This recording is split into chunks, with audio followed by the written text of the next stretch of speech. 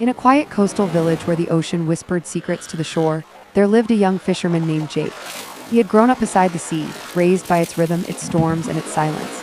Every morning before sunrise, he pushed his small wooden boat into the water, casting his nets with hope and returning with stories only the ocean could tell. Yet deep within him lived a loneliness he could never explain, a feeling that something or someone was missing.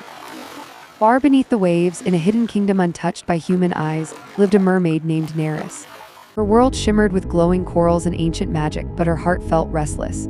Though the ocean gave her everything, it could not quiet her longing for something beyond its endless blue.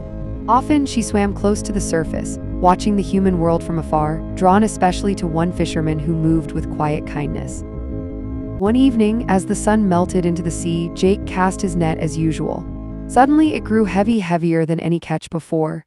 Then he heard a sound, soft, frightened, and unmistakably alive. As he pulled the net closer, his breath caught. Tangled within it was a girl with shimmering skin and eyes that reflected the depths of the ocean itself. Fear flashed across her face, but Jake felt none, only wonder. Without hesitation, he cut the net and set her free. For a moment, they stared at each other, two souls from different worlds meeting for the first time. Then, with a splash and a final look, she disappeared beneath the waves. From that night on, the sea changed for Jake. His nets filled easily. Storms seemed to part around his boat. And sometimes, beneath the moonlight, he would see her sitting on a rock just beyond the tide, watching him in silence. Slowly, their silence turned into understanding. She learned his laughter. He learned the meaning behind her gaze.